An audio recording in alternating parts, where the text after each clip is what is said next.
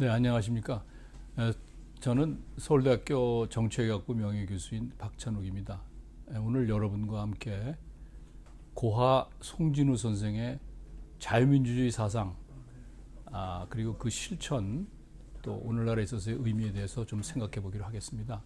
고하 송진우 선생은 우리 한민족의 자강, 독립과 건국을 위해서 헌신하셨습니다. 그분의 사상은 뭐 우선 민족주의다 이렇게 말씀을 드릴 수 있고, 그리고 그와 더불어서 그분이 견지를 했고 또 설파한 자유민주주의 사상에 대해서 생각해야 될 거라고 생각을 합니다. 그래서 오늘 기본 주제는 이 자유민주주의가 되겠습니다. 고하는 그 자유민주주의 사상을 일본에 유학하면서 수용을 하고 신봉을 하게 되었습니다. 고하는 1908년에 일본에 갔고, 그 다음에 이제 중등학교를 시작을 해서 와세다 대학 그리고 메이지대 법과를 1916년에 마쳤습니다. 그 유학 기간에 이제 서구사조를 익히고 또 세계 정세를 본격적으로 학습을 했습니다. 일본에 유학하던 시절에 좀 배경을 좀 우리가 잠시 언급을 하는 게 좋겠습니다. 일본은 당시에 다이쇼 데모크라시 시대였고, 그 시기에 일본 지식인들은 서구사조를 수용을 하고 또 민주주의, 자유주의 이런 운동을 전개했습니다. 서구는 이제 당시 이미 벌써 자유주의는 근대 시민혁명 이후에 상당히 발전을 했고, 또 대중의 참정권도 확대되면서 민주주의도 상당히 발전했습니다. 그래서 우리가 19세기 중후반 되면은 이제 자유주의와 민주주의가 결합이 됐다. 그러니까 자유민주주의라고 하는 그 복합으로서 사상과 그 실천을 얘기할 수 있습니다. 그리고 당시에 동북아에는 중국에서 신해혁명이 있었습니다. 신해혁명은 청조를 멸망시키고 공화정을 수립했죠. 그래서 이러한 배경에서 고하가 자유민주주의를 내면화했다 그렇게 말씀을 드리고 있고, 자유민주주의는 뭐 이렇게 상식적인 수준에서 간단하게 얘기하면 우선 개인의 권리를 보장하는 겁니다. 그리고 일반인들이 주인이 돼서 국가와 같은 정치 공동체 운영에 참여하는 그런 원리라고 할 수 있죠. 아까 그 신의 혁명 제가 말씀을 잠깐 드렸습니다만은 고하는 순원을 존경했습니다. 그리고 민생의 삼민주의 영향을 받았습니다. 그리고 제가 여기서 자유민주주의라고 할 때는 공화주의, 다시 말해서 국가는 전제군주가 아니고 일반 시민 공공의 것이다 라고 하는 공화주의가 자유민주주의에 내포되어 있다고 말씀을 드리겠습니다. 그 고하의 자유민주주의 사상을 읽을 수 있는 고하의 글들을 잠시 소개를 하겠습니다. 고하는 그 일본 유학 시절에 유학생 회지인 학지광, 배움의 빛이죠. 학지광을 발간하는 데 앞섰고 거기에 기고를 했습니다. 그 사상 개혁론이라고 하는 것을 기고한 것을 보면 고하의 자유주의 사상이 아주 잘 나타나 있습니다. 여러 가지 주장 가운데 몇 가지 소개하면, 첫째로 공자를 숭배하는 공교를 타파하겠다. 그리고 그것은 어떤 이유에서냐면 공교는 그 전제 사상의 단서가 되고 또 평등 정치 실현에 부적합하다. 이제 그런 이유였습니다. 고하 선생은 어렸을 적에 성리학 공부도 하고 그랬기 때문에, 또 그 당시에 지금부터 뭐 100년이 넘는 그런 상황 아니겠습니까? 그때 6.25 타파를 얘기한 거는 상당히 그 획기적인 그런 생각이 아니었나 그렇게 볼 수 있습니다. 그 다음에 문벌 중심주의, 가족 혈통주의를 타파하고 개인의 권리를 존중하는 거, 그리고 흥미롭게도 강제 결혼이라고 하는 것은 개인의 자유와 행복을 파괴하기 때문에 이것도 타파하고 자유연애를 고취해야겠다라고 하는 그런 글의 주장이 있습니다. 여기서 우리가 고하의 그 자유주의 사상을 읽을 수 있고요. 또 유명한 그 동아일보 사설이 있습니다. 1925년 1월에 4차례에 걸쳐서 연재된 그런 사설인데, 그 제목은 자유권과 생존권입니다. 이 글에서도 보면 다음과 같은 구절이 있습니다. 사람으로서 자유권 없으면 노예다. 인격의 내용은 자유의사가 중요 요소이다. 자유 없는 곳에 행복과 한이 없다. 이런 구절들이 고하의 자유주의 사상을 표현하고 있습니다. 그런데 우리가 여기서 고하의 자유에 대해서 좀 더 깊이 생각할 필요가 있습니다. 자유는 도국적 의미에서 볼 때는 외부의 강제와 간섭이 부재한 그것을 우리가 자유라고 부를 수 있는데요. 그 당시 고하가 접한 그 자유에 대한 개념은 이러한 그 고전적 자유주의에서의 개념이 아니라 이미 영국에서 19세기 후반 20세기 초엽에 토마스 H. 그린이라든가 레오나르드 T. 홉하우스 같은 철학자들이 정립한 그런 자유주의입니다. 이러한 자유주의는 어떻게 발생했냐 하면 자본주의가 발전하면서 결국 그 시장의 실패에 의한 빈부 차이가 심화가 되고 독점 자본이 출현한다든가 이런 폐단이 목격이 되는 거죠. 그래서 그것을 본 이런 상당히 윤리적이고 이상주의적인 철학자들이 신자유주의라고 하는 것을 주창을 하게 됩니다. 여기서 신자유주의는 영어로 말하면 뉴 리버럴즘이고 우리가 20세기에 또 그리고 최근에도 고전적 자유주의에 가까운 자유방임 경제를 얘기하는 그 시장 근본주의의 신자유주의와는 대척적입니다. 최근에 이제 신자유주의는 영어로 네오리버럴즘이라고 표현을 하죠. 그래서 여기서 좀 주의를 해야 될 필요가 있다는 말씀을 드리고 이 신자유주의에서의 뉴리버럴리즘에 있어서의 자유주의는 이제 진보적 자유주의라고 그러고 수정 자유주의라고 그러고 또 사회적 자유주의, 복지 자유주의라고 하는 여러 가지 표현을 통해서 쓰고 있습니다. 여기서 자유 개념은 이제 적극적 자유다 이런 의미죠. 그러니까 적극적 자유가 그럼 뭐냐? 이것은 개인이 자기 스스로 주인이 되어서 능동적으로 자기가 갖고 있는 잠재력을 실현할 수 있는 그런 자유를 얘기합니다. 굶주린 사람이 죽도록 내버려 둔다고 하면 굶주린 사람이 자유를 향유한다고 얘기할 수 있을까요? 그 굶주린 사람이 인간다운 삶을 영위할 수 있고 또 자기가 가진 잠재력을 실현할 수 있게 하는 그런 그 여건이 되어야 자유가 있다고 말할 수 있지 않겠습니까? 근데 바로 이 적극적 자유라고 하는 것은 그런 것을 말하는 것이고 적극적 자유가 보장이 되려고 하면 국가가 팔짱을 끼고 방관할 수는 없는 것이죠. 왜냐하면 국가는 공공선을 증진하기 위해서 만든 것이기 때문에 그런 개인의 자아 실현을 보장하도록 노력해야 하는 이런 적극적인 의미의 의무를 가지고 있습니다. 물론 국가가 어디까지 개입하냐 문제는 상당히 논쟁적입니다. 왜냐하면 국가가 과도하게 개입하는 경우에는 사실 오히려 자유를 침해할 그런 우려가 있기 때문에 이건 논쟁적이지만은 기본적으로 국가가 야경 국가와 같이 최소 기능과 역할에 머무는 것은 적적 의미의 자유를 개인들이 실현할 수 있게 하지 않기 때문에 국가의 의무가 경제 불평등을 완화한다든가 또 복지를 제공한다든가 이런 역할을 하게 되는 겁니다.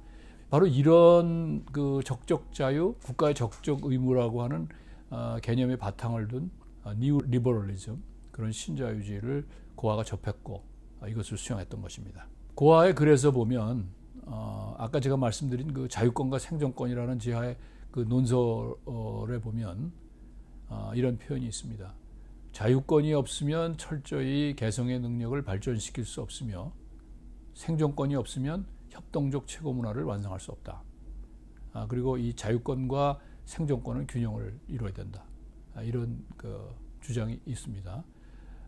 이제 생존권이라고 하는 것은 오늘날 생활권적 기본권 또는 사회권 이런 동의어 표현이 되고 있습니다만은 이 고하가 바로 이런 생존권을 주장을 했고 그리고 당시에 이제 그 식민지 조선에서의 결국 경제는 농업이고 그래서 대다수가 농민이지 않았습니까? 그런데 그 농민 또 상당수는 소작인이었습니다. 그래서 이러한 그 경제 실상을 직시하고 고하는 1929년에 그 조선지광이라고 하는 잡지에 소작입법의 필요라고 하는 글을 쓰는데 이 글을 보면 소작인 문제를 심각하게 다루고 그리고 지주가 이 가렴주고 한다고 비판합니다. 그리고 그 문제를 해결하는 처방으로서 토지 수용을 고려해야 된다라고 일가를 합니다. 그래서 이런 측면에서 보면 자유주의인 고하는 사회민주주의와는 접점의 여지가 있습니다. 왜냐하면 사회민주주의는 개인의 자유를 보장하고 또 점진적이고 의회주의적인 방법으로 조세와 같은 재분배 정책으로서 사회경제적 평등을 성취하려고는 지향하기 때문에 이런 면에서는 고아와 입장이 상통하는 점이 있다고 할 수 있겠습니다. 그러나 이제 소비에트 공산혁명 이후에 1920년대 국내에는 이제 사회주의가 확산이 되고 독립운동하는 분들도 여기에 수용을 하고 또 국내에서 여러 가지 계급혁명까지 얘기하는 사람들이 많았습니다. 그렇지만 고아는 급진적 혁명, 또 재산 공동 소유, 또 국가의 전면적인 경제 통제에는 수용을 하지 않았습니다. 그 점을 우리가 분명히 할 필요가 있습니다. 고아가 유학을 하고 그 다음에 이제 귀국을 해서 국내에서 벌인 그 운동은 민족 자강 운동이라고 얘기할 수 있습니다. 그것은 고아가 교육과 언론 헌신하면서 벌인 문화 운동입니다. 그런데 이러한 문화 운동은 자유민주주의자인 고아의 자유민주주의 운동이다. 그렇게 얘기할 수도 있습니다. 왜냐하면 이러한 그 교육과 언론을 통해서 개인들의 기본권이 신장을 하고 또 민주의식이 함양할 수 있는 것입니다. 그래서 고아는 중앙학교에서 학감, 교장, 교사로서 일을 하시다가 당시에 3.1운동을 기획을 하는 아주 중요한 역할을 하시고 또 옥고를 치르게 됐습니다. 그리고 동아일보가 1920년에 창간되고 나서 1921년서부터 1940년까지 동아일보의 사장, 고문, 주필 여러 가지 역할을 수행하면서 언론 활동을 했습니다. 동아일보는 이제 민주주의를 지지하는 기관이었고 또 그 19년의 기간 동안에 동아일보가 무려 4차에 걸쳐 무기정간 처분을 받기도 했습니다. 그리고 1940년에 이제 최종으로 강제 폐간이 되었죠. 그래서 그 동안에 여러 가지 필화 사건 이런 것도 여러 가지 알려져 있습니다. 그리고 일본이 패망한 1945년에 12월에 가서 이제 동아일보가 중간이 되고 고아는 세 번째로 동아일보 사장에 또 취임을 하게 됩니다. 지금 제가 강조해서 말씀드린 것은 고아는 진보적 자유민주주의자다. 뭐 그런 말씀입니다. 그런데 이제 그 고아는 사회주의 계열 가운데 공산주의, 다시 말해서 국가사회주의라도 하는 그런 입장에 대해서는 일본 유학 시부터 비판적인 입장을 가지고 있었습니다. 그리고 1920년대부터 공산주의와 자유민주주의가 대결할 것이라고 하는 것을 예견을 했고요.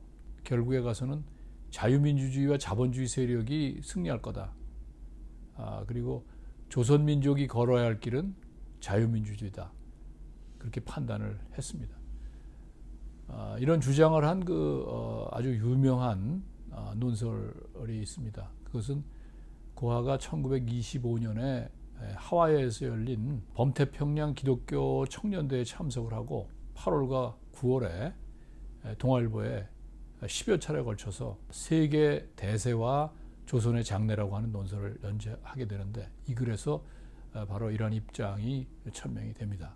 고아는 아까 조금 말씀드린 바와 같이 사회민주주의에는 열려 있었습니다만은 이 소비에트 공산주의, 다시 말해서 폭력혁명에 의한 그 계급 독재를 외치는 그런 공산주의와는 명백하게 선을 긋고 대립을 했습니다. 왜냐하면 계급 투쟁보다는 민족 단결이 더 우선이다라고 하는 그런 입장을 가지고 계셨기 때문입니다. 그리고 이러한 반공 입장은 해방 정국에도 일관되게 견지되고 실천되었습니다. 해방 정국에서 진보적 자유민주주의인 고아의 실천 투쟁에 대해서 간단히 말씀 올리겠습니다. 1945년 8월 15일 해방이 되고 그리고 고아가 안타깝게 서거하기까지 그 기간은 불과 137일, 4개월여입니다. 그렇게 짧은 기간이지만 고아는 그 건국을 완성하는 활동에서 중추적인 역할을 했고요. 그리고 민족주의자인 동시에 자유민주주의자로서 일관되게 행동을 했습니다. 조선 총독과 타협하지 않았고 또 좌파 세력에도 동조하지 않았고 신탁통지문 때 같은 경우에 잘 알 수 있습니다만은 신중하게 행동을 했습니다. 이 해방 정부의 활동은 이제 간략하게만 말씀을 올리겠습니다. 고아는 그 우파 세력을 통합하는 그 국민대회 개최를 주장을 했습니다. 여기서 국민대회는 민족 대표의 대의기구입니다. 국민대회 준비회를 9월 7일 결성을 했고 그리고 이제 정치 과정에서 중요한 역할을 할 그 정치 결사체로서의 정당을 16일에 가서 결성을 하게 되는데 그것이 이제 한국민주당 한민당이라고 하는 걸 여러분들이 잘 알고 있습니다. 한민당은 민족 진영의 그 독립운동가뿐만이 아니라 온건 중도 성향의 사회주의 인사도 상당수 포용을 해서 참여를 하도록 고아가 했고요. 그리고 임종봉대가 재확인되었고, 그 다음에 기본적으로 민주주의를 내세우는 정당입니다. 이 한민당의 사실상의 당수로서 고아가 수석 총무를 맡게 해서 추대가 되었습니다. 근데 이제 제가 여기서 언급을 반드시 해야 되고 하는 것은 45년 12월 20일에 라디오 방송으로 고아가 한민당 정견 발표를 하게 됩니다.